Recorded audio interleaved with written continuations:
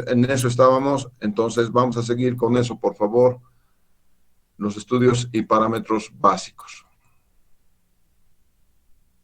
Como les he dicho, ya no permito más entrada de nadie, ahí se acabaron las entradas, por favor, ¿sí? Entonces, deja ver.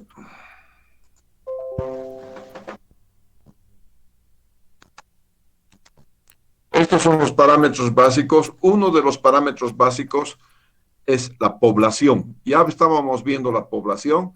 Hemos visto entonces la tasa de natalidad, la tasa de mortalidad, la tasa de migración.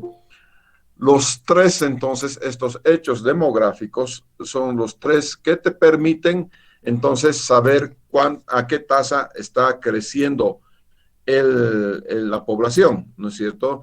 ¿Cuáles son determinantes? Son el contexto económico, social, el geopolítico y el ambiental. Hemos visto que algunas poblaciones, como por ejemplo la uruguaya, no tiene mucha gente joven. La canadiense tampoco tiene mucha gente joven. Y ellos, bueno, el Uruguay, desde que se ha creado el Uruguay, creo que son 3,5 millones y no pasan de ahí, ¿no es cierto? Se mantienen poco más o menos en esa cantidad de habitantes. Los canadienses también están por ahí, ¿no es cierto? Los canadienses carecen, digamos, de una gran población femenina y hasta que se inventen de mejor manera los niños in vitro, entonces mucha gente de la nuestra se va al Canadá, ¿no es cierto? Entonces hay un contexto. Hay un contexto en el cual nosotros vamos a definir. También el contexto tiene que ver con la clase social o la calidad social. Y hemos visto que muchas de nosotros proveemos de familias grandes. Antes eran las familias grandes, ahora las familias cada vez son más pequeñas. Las condiciones de vida y empleo son determinantes en cuanto hace a la población, ¿no es cierto? Estas condiciones de vida. Obviamente, si tienes mejores condiciones de vida, no sé si vas a tender a tener más o menos hijos. Normalmente, las condiciones de vida vienen con una planificación familiar propia, no una planificación familiar del Estado. Las planificaciones familiares del Estado no corresponden al Estado boliviano, al Estado chino quizás, donde han querido, que se llama, controlar la explosión poblacional, porque el Estado chino ya no tiene más, ya no tiene cómo abastecer, digamos, los alimentos. China es todo un continente, básicamente, ¿no es cierto?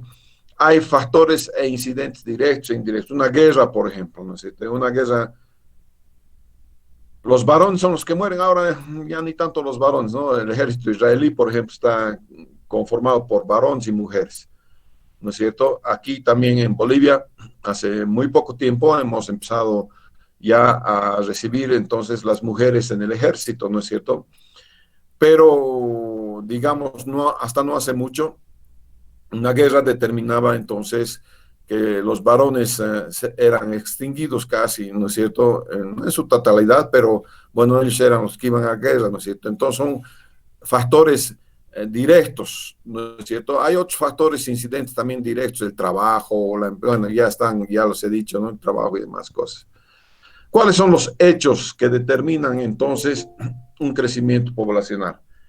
Entre los hechos están los nacimientos, las muertes y el desplazamiento, o también que se llama migración. En nacimientos están pueden estar nacimientos precoces, tempranos, a veces salen antes de los 9 meses, ¿no es cierto? Y entonces tienen que ir a una incubadora muchas de las veces. Entonces necesitas saber si en tu región tienes la capacidad necesaria como para todavía salvar la vida, digamos, de esos nacimientos que son tempranos, ¿no es cierto? En algunas ocasiones ya no es posible porque es demasiado temprano. Los nacimientos seguidos, la verdad es que ya les he comentado, ¿no es cierto? Lo que sería normal en el ser humano es tener hijos por lo menos con descanso de 2 años, ¿no es cierto? Para que pueda recuperar la madre. Los hijos seguidos no son muy buena noticia para la mamá. 20.000 hijos tampoco, ¿no es cierto? Los numerosos hijos. Antes las familias eran numerosísimas, familias de 10, 11, 12, 13 hijos, ¿no es cierto? Entonces cada vez más la salud de la madre va disminuyendo en tanto y cuanto tengan demasiados hijos, ¿no es cierto? Hay hijos que también son tardíos, nacimientos tardíos. Esto es un problema. En realidad, solamente sucede cuando no está la madre, no está con controles regulares en cuanto hace al crecimiento fetal, ¿no es cierto? Si la madre está con control médico, entonces no deja el médico que sea demasiado tardío, que puede incluso ocasionar la muerte del feto, ¿no es cierto? Lo que hace es hacer una cesárea y entonces con la cesárea trae ese hijo que no está queriendo nacer o no se ha acomodado para nacer. En fin, hay diferentes que se llaman objetos, diferentes circunstancias bajo las cuales entonces un hijo nace tardío, ¿de acuerdo? Eso es también cosa médica. Las muertes. Existen muertes que son infantiles. Hay una tasa de mortalidad entonces que son las muertes infantiles. Creo que es hasta el primer año de edad, ya, si mal no recuerdo. Si ha muerto hasta el primer año de edad, entonces es parte de la tasa de mortalidad infantil. Y lo más triste es si habría una muerte materna, ¿no es cierto? Antes ocurría con mucha facilidad, ni siquiera con mucha asiduidad, una muerte materna. Hoy en día no, si es que la madre está bien cuidada, tiene cuidados médicos, entonces la muerte materna es cada vez más difícil. No es imposible, ¿no es cierto? No es imposible. Hay muertes maternas. Es una gran desgracia que haya una muerte materna, ¿no es cierto? Y luego están los desplazamientos o las migraciones, ¿no? Hay desplazamientos rurales, hay desplazamientos urbanos, ¿no es cierto? Entonces, hay migración interna y hay migración externa. Hoy en día tenemos una cierta tasa de migración externa, ¿no es cierto? Se nos han venido muchos venezolanos, digamos, ¿no es cierto? Entonces, esa es una tasa de migración externa, ¿no es cierto? A las ciudades vienen y los del campo vienen a las ciudades y pueblan lo que se llama el cinturón periurbano. En Cochabamba tenemos cinturones periurbanos gigantescos. La primera gran migración interna hacia Cochabamba, la que yo tenga memoria, es cuando Víctor Paz Estenssoro cerró las minas. Esa es la segunda, perdón. Cerró las minas y entonces gran cantidad de familias mineras vinieron a asentarse a la ciudad de Cochabamba. Ahí tenemos los barrios mineros, Colquiri, ¿no es cierto? Sebastián Pagador. Todos esos barrios mineros son básicamente fruto de la migración interna, ¿no es cierto? Vienen de los centros mineros, de Catavi han venido, ¿no es cierto? De los centros mineros hacia Cochabamba, ¿no es cierto? Esa es una migración interna. Hubo una migración interna anterior todavía, durante el gobierno de Barrientos, creo que ha sido, ¿no es cierto? Cuando en el gobierno de Barrientos se propició, digamos, la colonización del Chapare, ¿no es cierto? Y entonces hay muchas familias fueron a colonizar el Chapare. Yo hasta hace un poco tiempo he tenido una propiedad en el Chapare con algunos amigos y hemos introducido lo que es, que se llama la siembra y cría de pescado, Pacutambaqui. Casi hemos sido los primeros y hemos diseminado el conocimiento hacia los demás compañeros. Mi sindicato tenía 37 personas, es decir, dueños, porque se organizan por sindicatos en el Chapare, ¿no es cierto? Pero de las 37 personas, casi 35 eran mineros, eran provenientes de Oruro, provenientes de Potosí. De ahí el modo de agruparse que tienen en el Chapare no es un modo nuevo, es un modo que ya lo tenían en las minas. ¿No? En las minas siempre han estado organizados, digamos, en cuanto hace los sindicatos. De ahí que también en el Chapare se organizan por sindicatos, ¿no es cierto? Y esos sindicatos, la gran mayoría son sindicatos mineros, básicamente. No es una población, digamos, original. No es una población que estaba en el Chapare originalmente. Es más bien una población fruto de colonización, ¿no es cierto? De hecho, el programa que los ha llevado al Chapare se llamaba colonización. Ellos son colonos, son colonizadores. Algunas veces tendemos a olvidarnos la historia de Bolivia, ¿no es cierto? Pero ha habido una gran colonización del Chapare. Esa colonización ha sido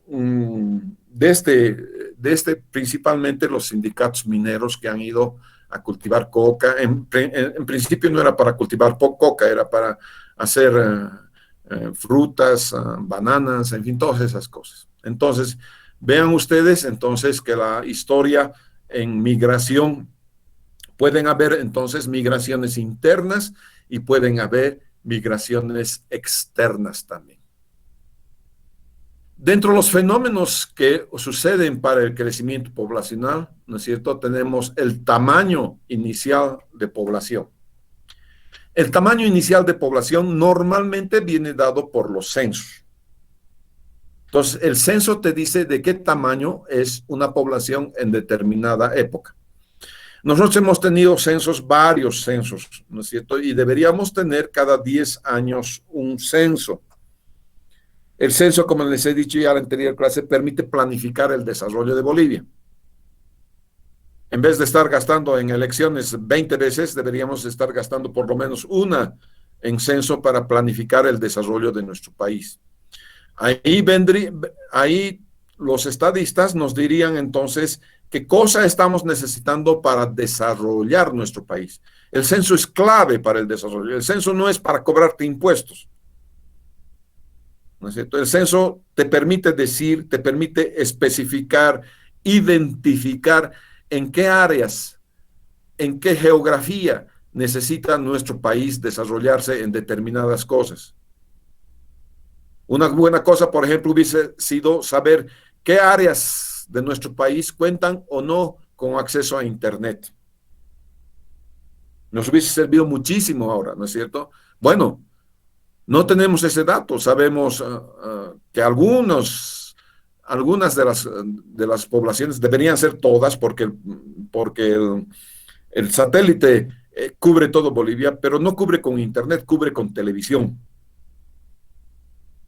Entonces, también de los gobernantes, de los que planifican el desarrollo del país, es necesario entonces conseguir, digamos, una buena planificación y hacia dónde vamos, cómo vamos, quo vadis se llama en latín, hacia dónde quieres ir como Estado boliviano. Si seguramente antes de lanzar el satélite Tupac Katari, alguien hubiese dicho, vamos a necesitarlo para cobertura de Internet, estaríamos felices ahorita. Pero no tenemos cobertura de Internet, tengo entendido que solamente es cobertura de televisión, que es bueno también, no es malo. Si la televisión fuese utilizada no con fines políticos, sino con fines de comunicación. Ahora podemos hacer, digamos, cursos virtuales, como se está haciendo. Por ejemplo, el ministerio ha lanzado últimamente un curso virtual preuniversitario. Ese curso virtual preuniversitario es a través de la televisión boliviana, ¿no es cierto? Entonces, es cuestión de utilizar los medios que tenemos para promover el desarrollo de nuestro país.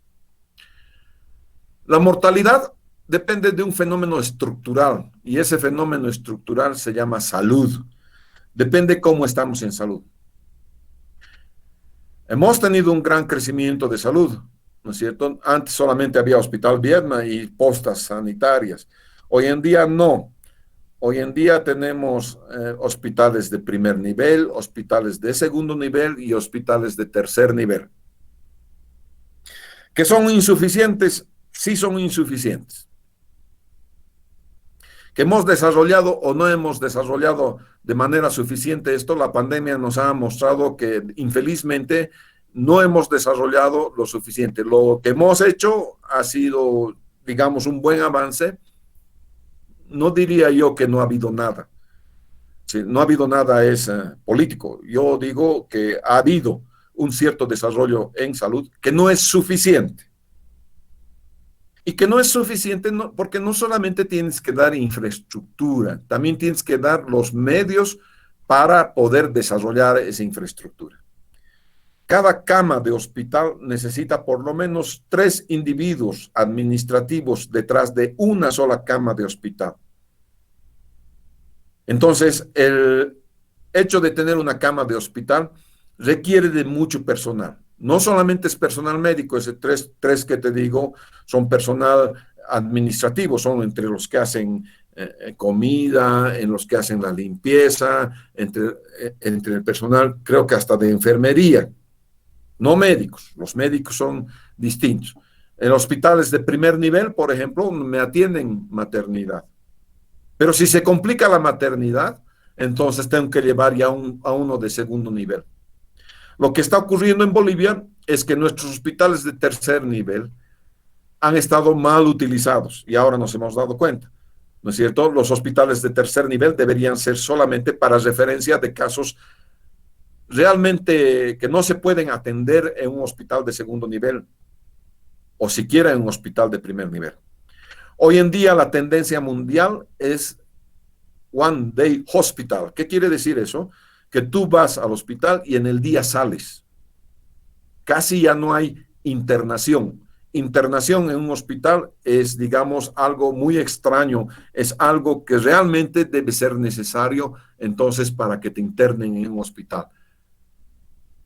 La estructura de saneamiento entonces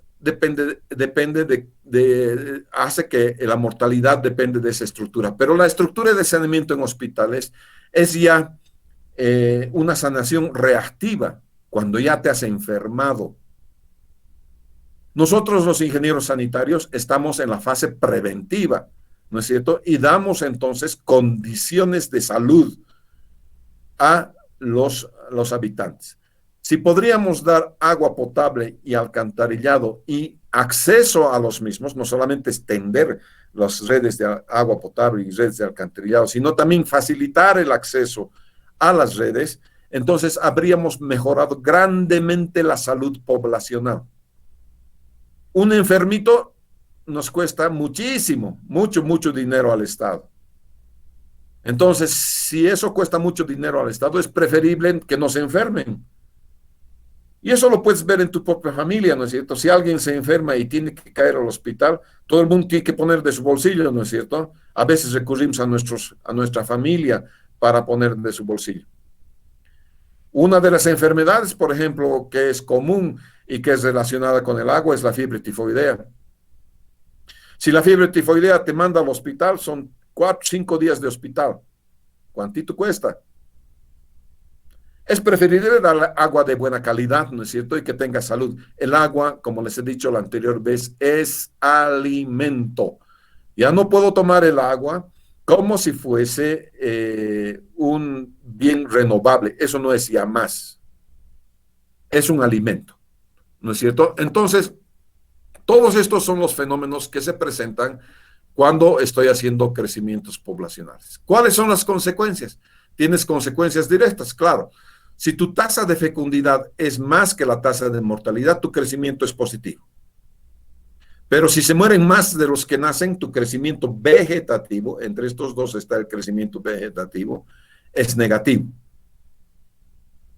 Si tu tasa de los que se van en migración es más grande que la inmigración, esta tasa migratoria es negativa y puede influenciar la tasa total.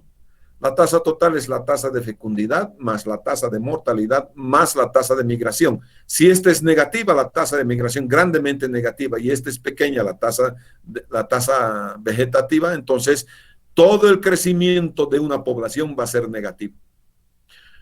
A fin de poder revertir ello, ¿no es cierto? Tenemos que darles condiciones a la población para que pueda desarrollarse.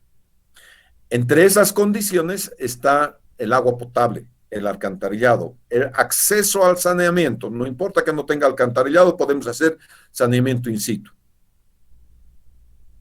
Esas condiciones van a mejorar entonces que la gente no se venga. Si la gente tuviese igual capacidad de desarrollarse en el campo que en la ciudad, no tendríamos grandes extensiones de terreno, ¿no es cierto? Por ejemplo, más allá de Caracara.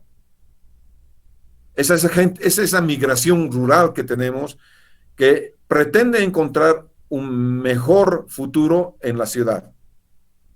A veces eso no es cierto. A veces esa es una desgracia porque en el campo están mejor que en la ciudad. Al menos en el campo tienen comida. Otra de las consecuencias es diferencias y desigualdades en la calidad de vida. No es lo mismo el individuo que tiene en su cañería agua a 20 centavos de dólar que un individuo que tenga que pagar $1 por cada metro cúbico. No es lo mismo el que recibe en Turril que el que recibe agua en cañería. Cada vez que me hablan de agua potable, yo les digo, si sale la gente a protestar, yo no me hago problemas. Ese es un problema de planificación del Estado o podrá ser también un problema económico del Estado. Pero la verdad es que si la gente sale a protestar porque no tiene agua y no tiene salud, tiene mi apoyo. Sobre todo si no tienes agua. No puede ser que la gente pobre pague $1 por metro cúbico y la gente de más acomodada, la super más acomodada, pague 25 centavos de dólar el metro cúbico y con esa agua de 25 centavos de dólar el metro cúbico, qué sé yo, limpia sus autos, toditos sus autos. Sin además ahorrar, no agarra ni balde ni nada, simplemente deja abierta la manguera porque puede pagar. Esa es una desigualdad en salud. Y esa es una desigualdad que el Estado tiene que planificar para que no haya tal desigualdad. El Estado puede hacer, ¿no es cierto? Entonces, por ejemplo, un buen programa de los candidatos, de los 8, o no, ya no hay 8, creo que hay 7 nomás ya, debería estar focalizado en cómo vamos a tener salud, la salud preventiva, que es ingeniería sanitaria, y la salud curativa, que es medicina y hospitales. Para no tener tanto a medicina y tanto hospital como ahora estamos requiriendo, prefiero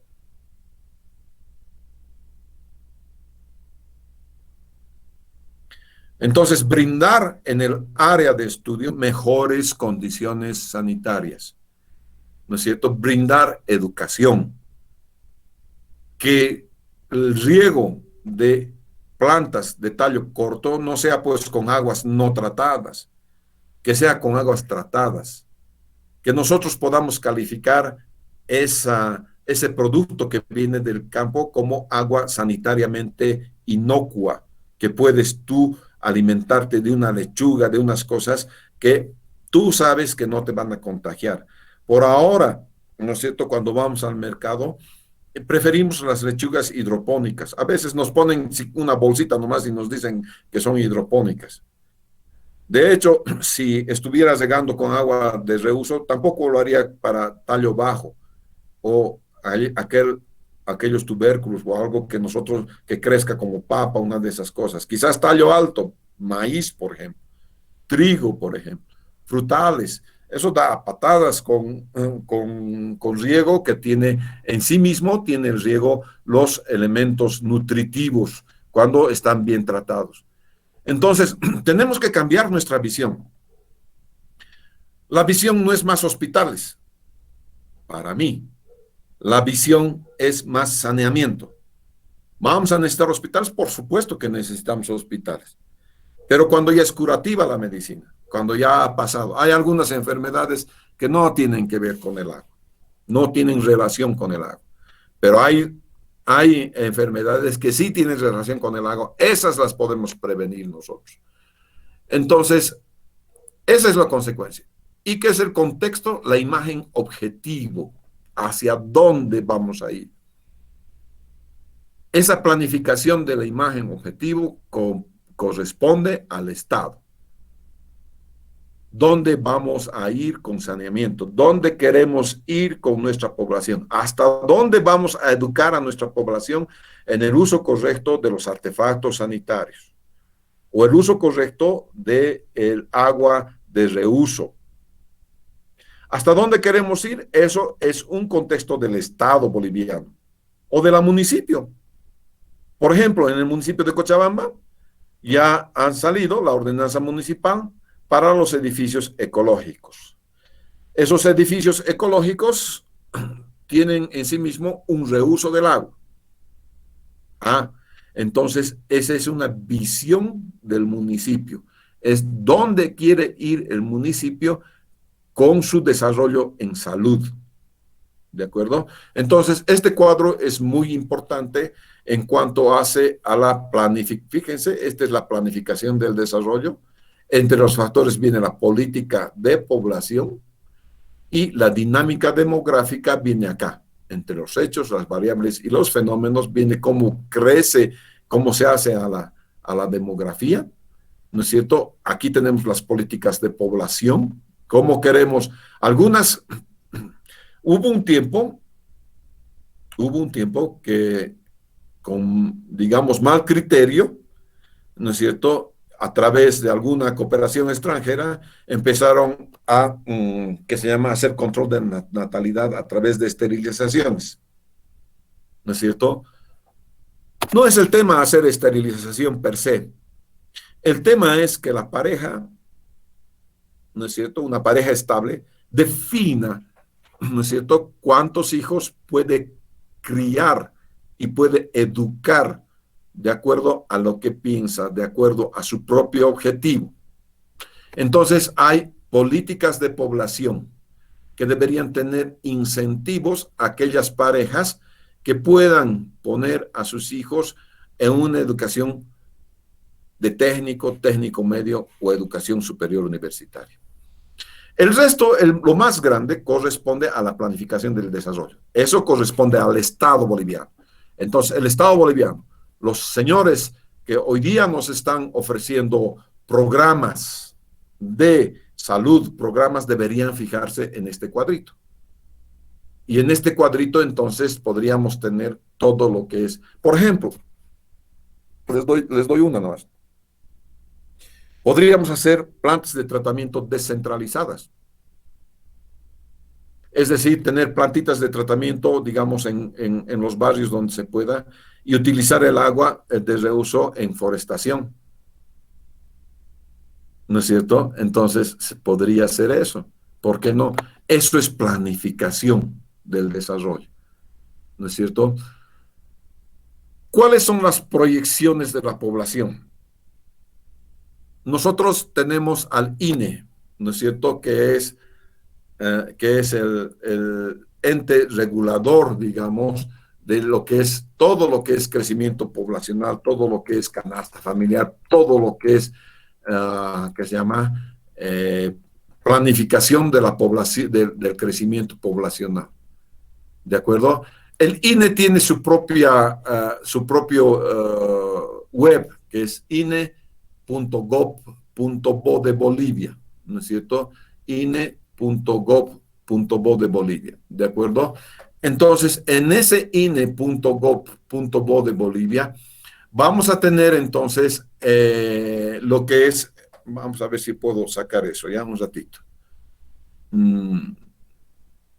Dejar de compartir. Vamos a compartir ahora una ventanita, una pestañita de Chrome, y es esta.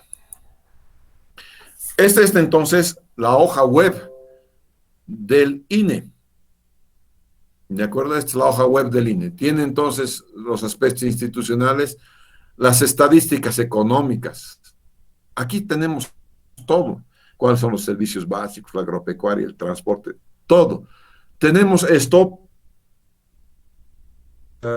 por región, las cuentas nacionales, y por municipio.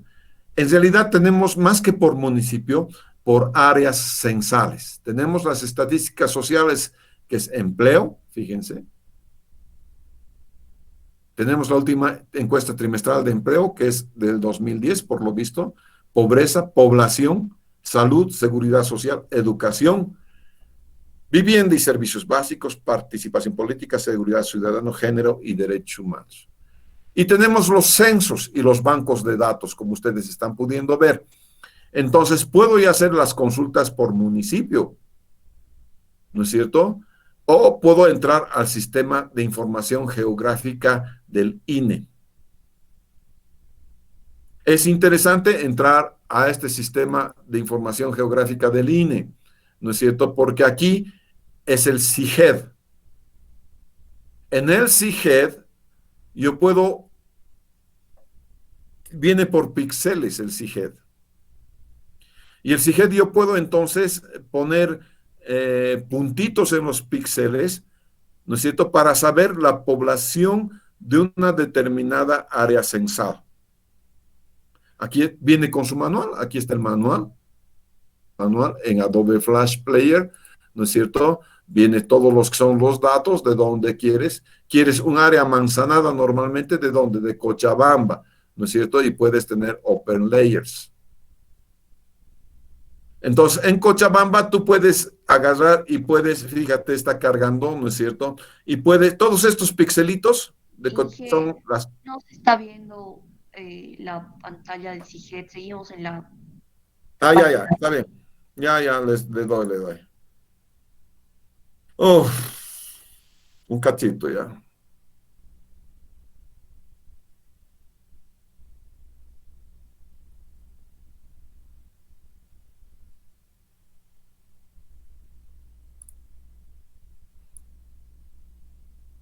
A ver, vamos a ver si tengo el CIGED por acá. Espero que esté. Sí, este es. ¿Lo ven?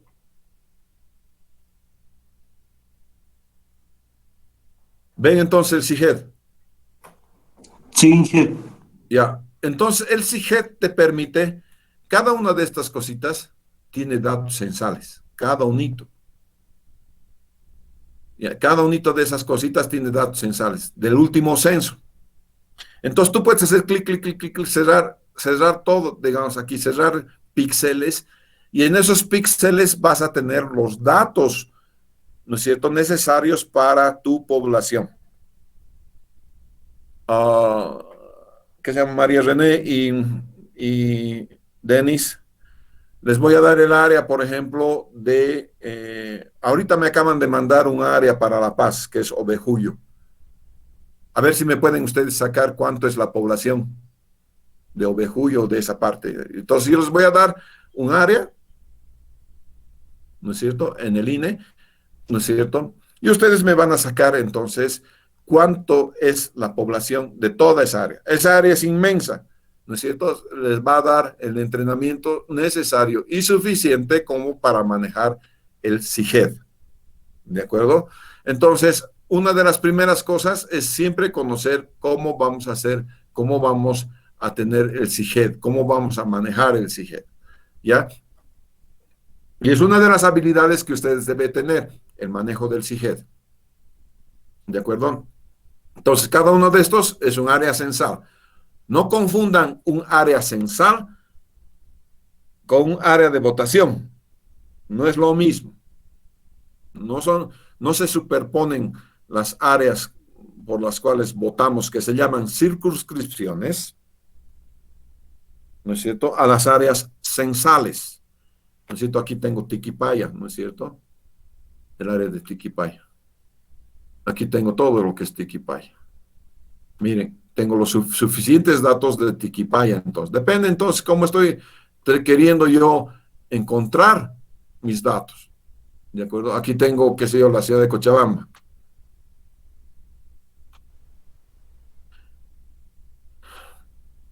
Y aquí yo voy a señalar los píxeles en todo Cochabamba, ¿no es cierto? Señalo los píxeles que yo quiera o encierro en un área, ¿no es cierto? Ya ustedes van a manejar.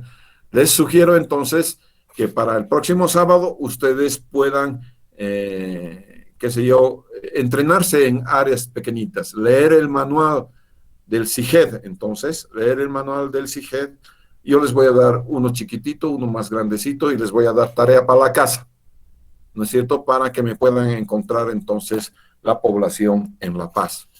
¿De acuerdo? Aquí ustedes van a hacer 4, 5 nomás. Vamos a ver cómo es. ¿De acuerdo? Y el resto vamos a hacer nuestro primer trabajo colaborativo para ver cómo vamos a funcionar entonces en el trabajo colaborativo. Ya voy a formar grupos de 5 personas para un área muy grande en la ciudad de La Paz. Ustedes 5 se van a tener que reunir, ¿no es cierto? Y decir, ah, esta área es mía, esta área es mía, esta área es mía. Y con ello, entonces cada quien va a manejar su CIGED y me presentan un solo producto, que es la situación poblacional de una determinada área muy grande al 2012. Estas cosas, estas fotografías que yo tengo, son al 2012, ¿ya? Son al 2012. Entonces, porque el último censo es obviamente del 2012, no tenemos otro censo. Por eso les decía yo que si tuviésemos un censo cada 10 años, como en cualquier país desarrollado, ¿no es cierto?, tendríamos más elementos bajo los cuales podríamos planificar nuestro propio desarrollo. ¿De acuerdo? Entonces, este es el CIGED. Auxiliares van a decir cómo manejar a detalle un pequeña área para que estén listos para el día sábado y encontrar entonces crecimientos poblacionales. Entonces, ya saben por dónde he entrado aquí al Instituto Nacional de Estadística, que es INE-GovBo, ¿no es cierto? El INE-GovBo, un segundito.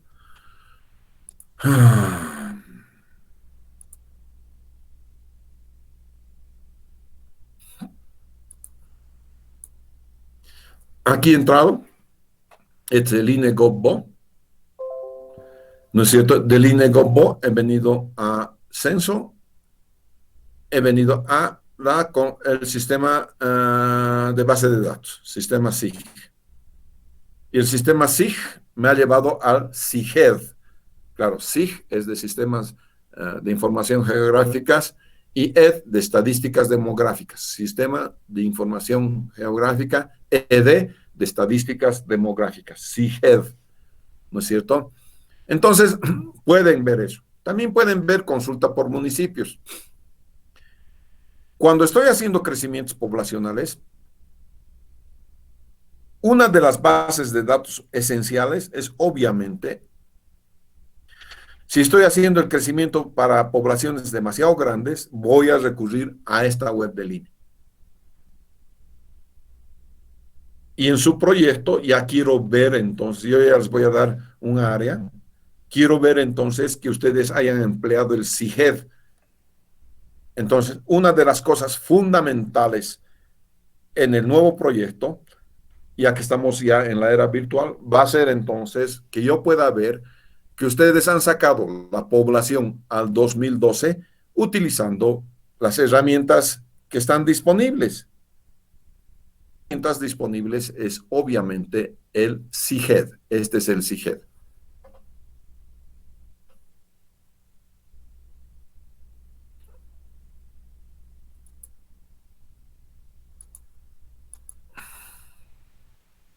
Una vez que has encontrado el CIGED, ¿no es cierto? Y tienes la población, la fotografía del crecimiento al 2012, tienes que extrapolar tu población, ¿no es cierto?, a la población actual, en este caso 2020.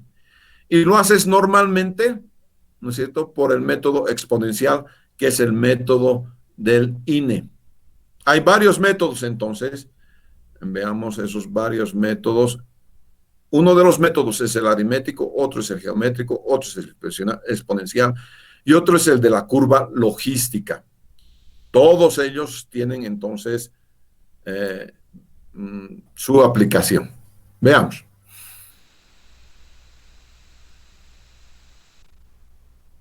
Este es el crecimiento poblacional que utiliza el INE. Es el geométrico. El aritmético simplemente es una tasa aritmética que depende del año y nada más y una población inicial. Luego tienes el geométrico, ya tiene la potencia, ¿no es cierto? Y tienes el exponencial, que es el método que es el INE. El geométrico y el exponencial son similares, por favor. Y luego tienes la curva logística. En realidad, para mí, existen tres métodos. Uno es el aritmético, otro es el exponencial del INE, que es casi idéntico al geométrico, y la otra es la curva logística. La curva logística tiene esta expresión, ¿no es cierto? Y obviamente tienen sus aplicaciones. Normalmente el crecimiento aritmético lo hago en poblaciones pequeñitas, el exponencial en poblaciones grandes, como las que les voy a dar de ejemplo el día sábado, ¿no es cierto? Para ustedes ya tienen que estar duchos en el manejo del SIGED para el día sábado, para la clase práctica. Y luego tienes la curva logística. Esta curva logística es cuando ya tengo una cierta saturación. Por ejemplo, una zona saturada en Cochabamba vendría a ser la cancha, ¿no es cierto? Ya no hay donde poner casas. ¿Ya? Entonces, ahí se ha saturado la población. Casi entonces han llegado a lo que sería el tope del crecimiento. ¿Ya? Entonces, hasta ahí vamos a ver todo lo que es población. ¿De acuerdo? Muy bien, señores. Hasta aquí tienen la clase de hoy. Resumiendo, ¿qué quiero que se haga? Quiero que manejen bien el SIGED. El día sábado vamos a hacer un ejercicio del SIGED y vamos a extrapolar una población pequeñita. Y de ahí yo les voy a dejar un área grande para hacer el trabajo colaborativo. Entonces, en este trabajo colaborativo yo voy a hacer los grupos. ¿De acuerdo? Y van a entrenarse entonces a lo que es trabajo colaborativo. El trabajo colaborativo que voy a dejar no tiene calificación, solo tiene participación. Y ya saben que yo puedo verificar cuánto han participado. El que no ha participado ya no es mi alumno. ¿Me están oyendo bien? Todo el reglamento universitario dice que tú puedes atender las clases teóricas, si quieres sí, si no quieres también. Las clases prácticas son obligatorias, dice eso el estatuto. Por lo tanto, cuando yo deje un área para que ustedes puedan manejarse en ella, voy a exigir de que todos participen. Muchas gracias, señores. Buenos días, entonces. Felicidades por el día de ayer. Gracias, Ige, hasta luego. Gracias, Inge, Chao. hasta luego. Hasta luego, Hasta Inge. luego. Gracias, Inge, hasta luego. Hasta luego, Inge. Ya, nos vemos entonces.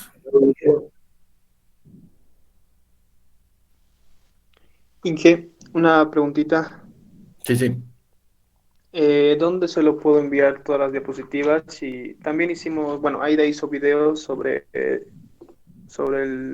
esto mismo del... Tengo Sí. entrada al Drive. ¿Sabes? Entro a tu Drive y de ahí voy a